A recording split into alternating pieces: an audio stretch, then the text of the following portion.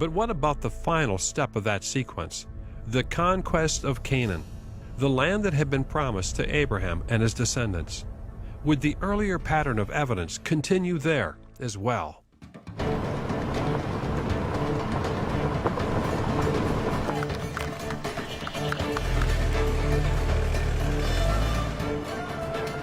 The children of Israel leave Egypt. They travel to Mount Sinai, where they received God's law and made a covenant to be his people. Then after 40 years of wandering in the wilderness, Moses transferred his authority to Joshua and ascended the heights of Mount Nebo, and there he died. The Israelites had been waiting centuries for the promise to be fulfilled, and now it was Joshua who would lead them in their conquest of Canaan. The land of Canaan was very different from Egypt. It was a land ruled by many independent city-states with names like Hatzor, Jericho, Hebron, and Arad. The history of these cities has been divided into two major time periods: the Middle Bronze Age, matching Egypt's Middle Kingdom, when they were thriving and fortified by high walls. Then a sudden destruction and burning came upon the land, leaving those cities in ruins and bringing in a new period known as the Late Bronze Age, matching the time of Egypt's New Kingdom. Archaeologist Norma Franklin represents a large group of scholars that sees no evidence for a biblical conquest of the Promised Land.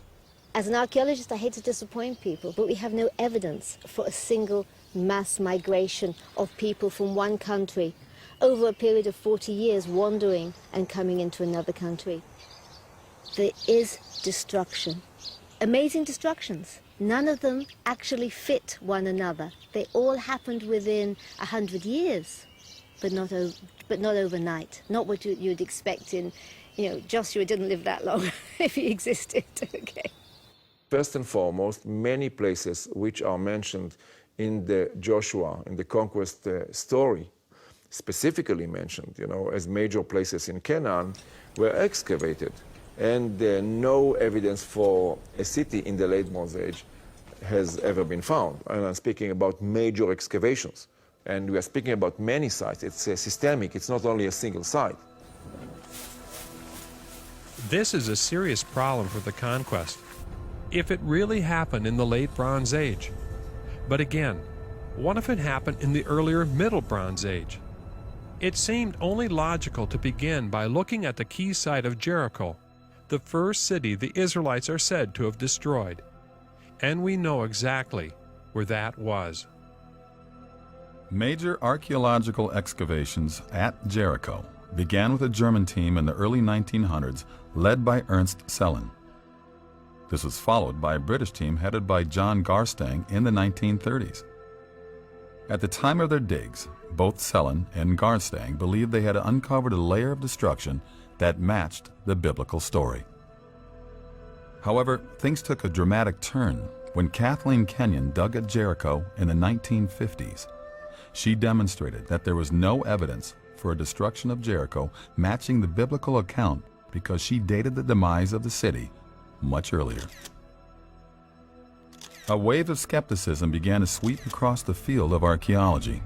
In an instant, Kenyon's discoveries at Jericho had undermined the entire Exodus story. She was expecting that if there was any evidence there at all, it would be in what we call the Late Bronze Age. And it simply isn't there. If the Israelites had arrived in the 13th century, they'd have found almost nobody there, no walls to collapse. It just wouldn't have fitted the biblical narrative. So her excavations helped to compound this very negative view that was developing not just from Jericho, but from other sites as well. Is there a time when Jericho was destroyed, where the walls fell down or it was burned? I don't think so. I don't think that we have evidence, this kind of evidence in the case of Jericho. And I don't think that we can really look for this evidence. We are very much past this phase of archaeological research. But David Rohl sees things differently. If people are telling us that there was no Jericho at the time that Joshua conquered the Promised Land, and therefore Joshua is a piece of fiction, and therefore the conquest is a piece of fiction, and then probably Exodus is a piece of fiction as well, If that's the case, why don't we ask the simple question, well, when was Jericho around? When was Jericho destroyed? And start from that point of view. The conquest began with the Israelites crossing the Jordan River. Joshua sent men to spy out the massively walled city of Jericho, and there they met a harlot named Rahab, who reported that all in the land had heard what God had done for the Israelites, and they were terrified. Rahab hid the spies and aided their escape to the mountains. What evidence do you see matching the conquest of Jericho? First of all, we're told that Jericho was fortified. When the archaeologists dug the city, particularly Kathleen Kenyon, when she did her work in the 50s, discovered that the tell that the city's built on was surrounded by a great earthen rampart. Excavators found that Jericho was protected by a brilliant defensive system. At its base was a stone retaining wall more than 15 feet high, with a defensive extension wall of mud bricks rising higher still. Beyond this was the rampart, a steep slope covered with a slick surface of white plaster, where attackers would have been exposed to arrows and sling stones from above. At the top of this rampart was the main city wall, also made of mud brick, this one more than 25 feet high and 10 feet thick. Imagine the dread and the desperate panic of the people of Jericho.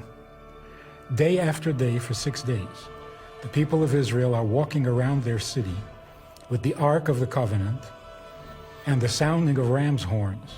Then on the seventh day, they encircle the city 7 times, and the priests give a long blast on their horns.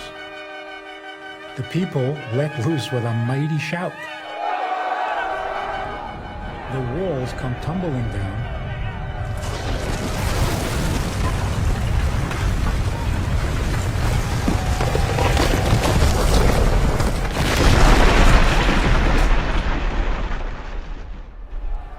allowing the Israelites to climb up into the city, taking it and commencing the conquering of the land of Israel.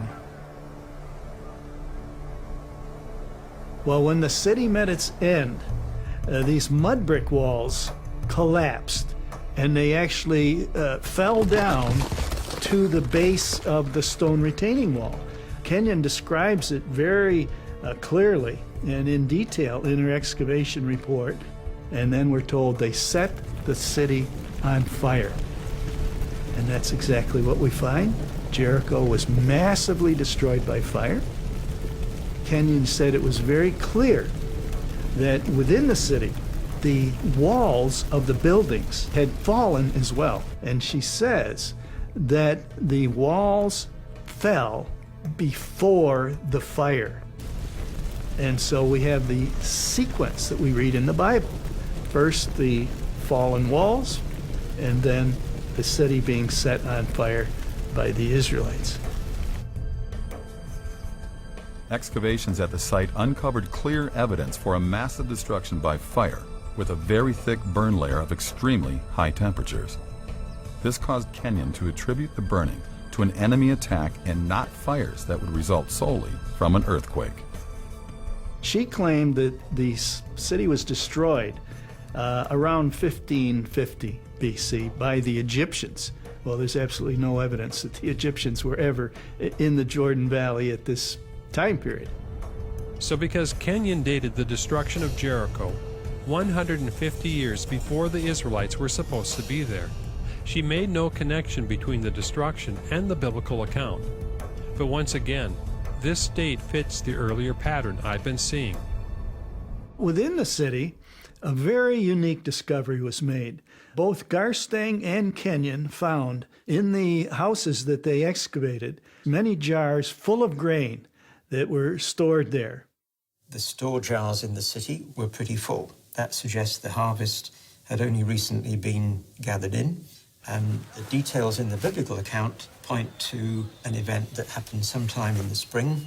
And down there in the Jordan Valley, spring is when the harvest is gathered in, the grain harvest. When the Israelites crossed the Jordan, the first thing they did was celebrate Passover. Well, when is Passover? Again, the spring of the year. The full jars also indicate that if this was a siege, it was very short, unusual for a strong fortified city such as Jericho. And that matches the biblical account because the siege was only 7 days. Otherwise, the people inside would have consumed a lot of that grain if it dragged out for months. Was the grain found all over the city? Yes, in every house that was excavated, they found jars of grain. There's one other intriguing detail at Jericho that fits the Bible remarkably well. It had to do with a promise made to Rahab. She actually lived in the city wall, and after hiding the spies, they promised her that she and her family would be protected when they attacked the city. And they kept their promise. She had marked her home with a scarlet cord, which she hung out the window. But if her house was built into the city wall, how could it have survived? I came across the actual archaeological report that the German excavator of Jericho, Ernst Sellen, had published in 1913. He was the first to conduct a major excavation of the site, and I could see that his work was impressive, but now seemed to have been forgotten. Here were detailed plans and photographs, including one part of the site, which echoed the Rahab story in an unexpected way. The Germans found that in this one short stretch on the north side of the city, there were houses built on the rampart between the lower city wall and the upper city wall, and some of those houses were built right up against the lower city wall. They found that the city wall did not fall in this area. So that provides an explanation for how the spies could have saved Rahab and her family, because God brought the wall down everywhere else except where her house was, and we have archaeological evidence to back that up. Well, what if people say, well, you're biased? I think everybody in the field is biased, one way or another. I admit my bias. However, I cannot make up the evidence. I cannot plant it in the ground. I have analyzed it and compared it to the Bible, and I say, wow, it matches exactly. That's science. Look at your evidence and come to a conclusion based on the evidence.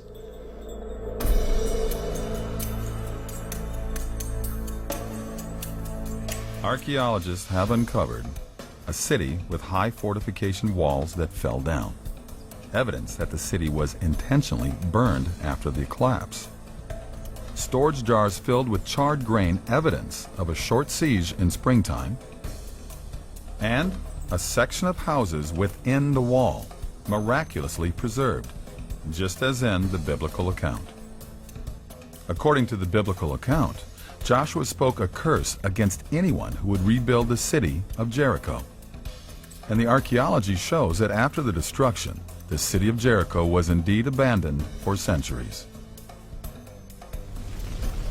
But of course, this all happens in the wrong time in the view of most scholars.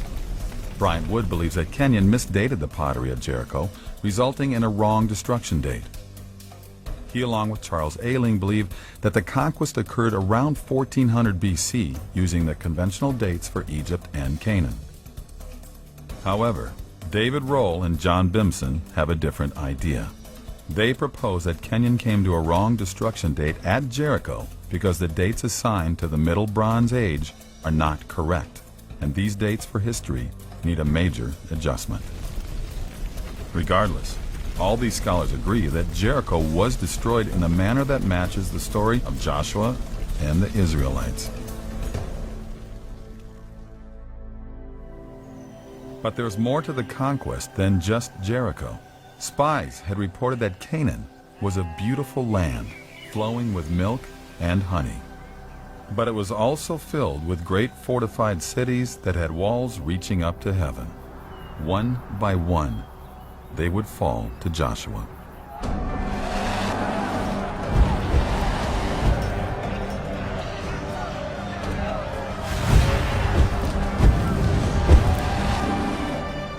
Then Joshua turned north and headed for the city of Hazor.